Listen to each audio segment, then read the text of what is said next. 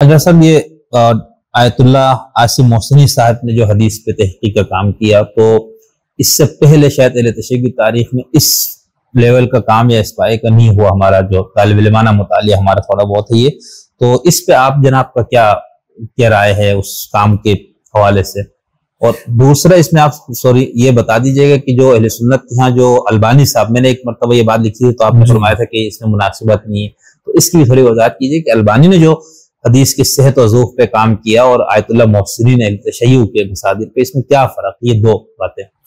دیکھیے، پہلے تو اگر آصف محسنی صاحب رحمہ اللہ کا کام سمجھ لیں، بنیادی طور کے اوپر ایک محدث کا مقصد یہ ہوتا ہے کہ وہ صحیح احادیث کو جمع کرے. جی ٹھیک ہے، تو وہ اپنے سلسلہ سند کو جو اس کو مشائخ سے حاصل ہے، اس سند کے اوپر چیزوں کو دیکھے اور وہ صحیح اس کو لے، جیسے بخاری نے کیا، مسلم نے کیا اور دیگر.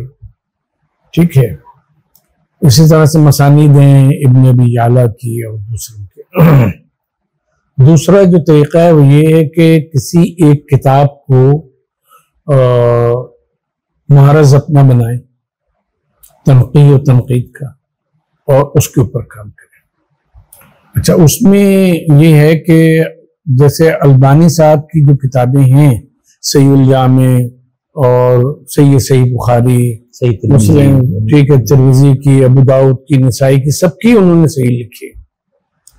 اس کے علاوہ ان کی ایک اور کتاب ہے، مجموعہ احادیث سلسلۃ احادیث صحیحہ موجود ہے. ٹھیک، اس میں اصل کتاب وہ ہے، اچھا، جس میں انہوں نے ہر حدیث کی جو بھی وہ لائے ہیں، اس کی مختلف اسناد، چاہے ضعیف ہوں چاہے قوی ہوں، ان کو جمع کر کے، ان کے متون کو جمع کر کے اس پہ بحث کر کے یہ بتایا ہے کہ مثلا یہ 10 جگہ یہ 10 اسناد سے آئی ہے، اس میں یہ مثلا 4 اسناد جو ہیں وہ صحیح ہیں، اس معیار کے مطابق جو علامہ البانی نے قائم کیا.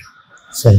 اسی صورت سے باقی جو کتابیں ہیں، یا ان کا دوسرا ہے سلسلہ احادیث ضعیفہ و موضوعہ، وہ تقریباً کوئی 14 جلدیں ہیں. اچھا، ٹھیک ہے، اس سے بڑی کتاب ہے.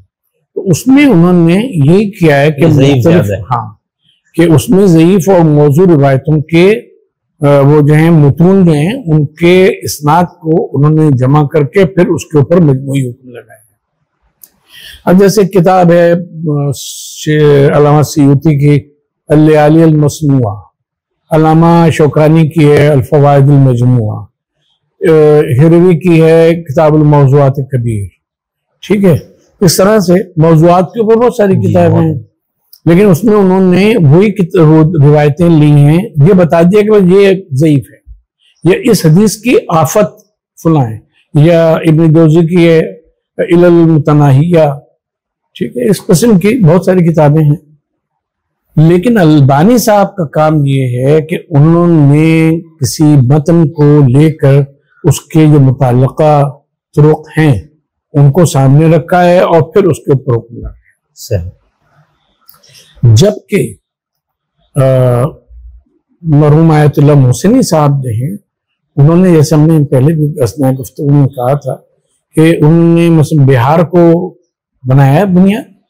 اگر جب بہار کو بنیاد بنایا تو اس میں جو حدیث آئی ہے، مثلا انہوں نے کسی بھی کتاب سے، الاختصاص سے، اکمال الدین سے، فلاں سے، کہیں سے بھی انہوں نے لیے، تو جو سند وہاں موجود ہے وہی لے کر اس کے اوپر حکم لگا دیا. اس کے باقی سند کو نہیں دیکھے، جیسے البانی صاحب نے دیکھا. تو اس لیے کمزوری نہیں، مطلب یہ ضعف ہے کتاب، یہ ضعف ہے کتاب کا، لیکن کیونکہ وہ ایک کتاب تک محدود رہے ہیں اس میں. لیکن ان کی جو شاگرد تھی جو حیدر حب اللہ صاحب وغیرہ، تو انہوں نے اسی کو بنیاد بنا کے بھی شاید کام کو کچھ بڑھایا، تو وہ فرق ہے کوئی؟ آپ بنیادی طور پہ حیدر حب اللہ نے بھی یہی تنقید کی ہے، جو المتورہ پہ ان کا وہ مقدمہ ہے. ٹھیک ہے، وہ جب اردو میں یہاں شائع ہو رہا تھا، ابھی پتہ نہیں آگی، بازار میں نہیں آگی، تو 2 جلدیں آئی ہے ابھی. وہ مقدمہ ہم نے ترجمہ کر کے دیا تھا، ساتھ اس میں ہمارے نوٹس بھی ہیں. لیکن ان کے بھی اعتراضات جو ہیں وہ اسی قسم کے ہیں.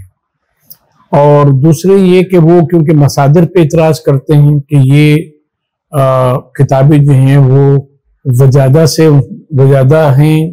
وجادہ سے مراد یہ ہوتی ہے کہ کتاب مل گئی بس لے لی. صحیح. اس کا استناد نہیں علامہ مجلسی نے چیک کیا. صحیح. اس کتاب تو اس میں قرب الاسناد اور بہت ساری کتابوں کا انہوں نے اشسیات اور فلاں فلاں ان کے بہت ساری کتابوں کے انہوں نے نام دے دیے ہیں کہ یہ کتابیں یا تو اصلاً مجلسی کے پاس تھیں یا ملی ہیں ان کو اور انہوں نے اس کو دیکھا نقل کیا وہ واپس کر دیا. تو خود انہوں نے اس کی اسناد پہ اور اس پہ کام نہیں کیا.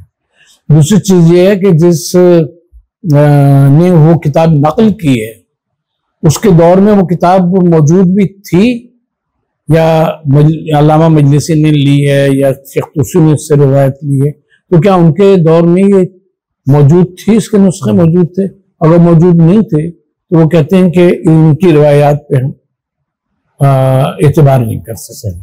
تو اس طرح سے انہوں نے 8-10 کتابوں کا کہا کہ یہ کتابیں بے اصل ہیں.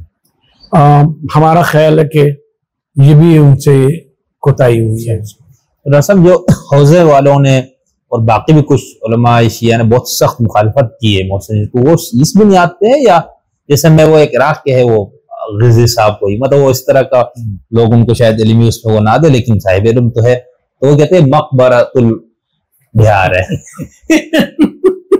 بلکہ وہ کیا نام ہے وہ لندن والے ہمارے یاسر الحبیب وہ بھی کہتے ہیں مشرعۃ البہار نہیں, یہ مقبرۃ تو یہ پھر ان کے تو ایک الگ وہ ہے تناظر نقدی. لیکن جو حوزہ میں قم وغیرہ میں بھی ہم نے سنا اس کی مخالفت ہوئی, تو صرف یہ وجہ تھی کہ نہیں وہ بہار ہے ان کو ایک تقدس جو حاصل ہے اس کو وہی کیوں توڑ رہا ہے, یہ مسئلہ تھا.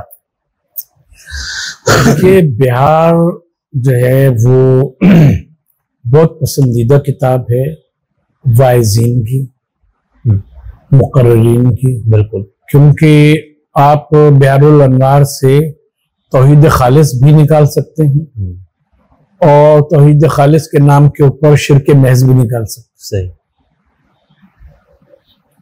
اس میں سب کچھ ہے. بالکل. علامہ مجلسی کو علمی دنیا میں کہا جاتا تھا اور کہا جاتا ہے حاطب اللیل. صحیح. رات کو اندھیرے میں لکڑیاں چننے والا, کہ جو بھی ہوتی ہے سب کچھ لے آتا ہے. تو وہ انہوں نے اس میں جمع کر دیا. بعض مواقع پہ تو انہوں نے خود لکھا ہے کہ یہ روایت گو کہ ٹھیک نہیں ہے لیکن زبا زدِ خاص و عام ہے لہٰذا میں اس کو یہاں نقل کرتا ہوں. جیسے جزیرہ خضرہ والی امام میں زمانہ علیہ السلام والی جو روایت ہے جو بہت مشہور ہوئی. صحیح. اس پہ لوگوں نے بڑا کہ بیان بھی کیا اور پیسہ بھی کمایا. تو اس کو تو وہ خود انہوں نے لکھا ہے کہ یہ کوئی معتبر وہ نہیں ہے, کہیں کسی معتبر اس میں نہیں, لیکن یہ قصہ کیونکہ آج کل مشہور ہے لہٰذا میں اس کو درج کر دیتا ہوں.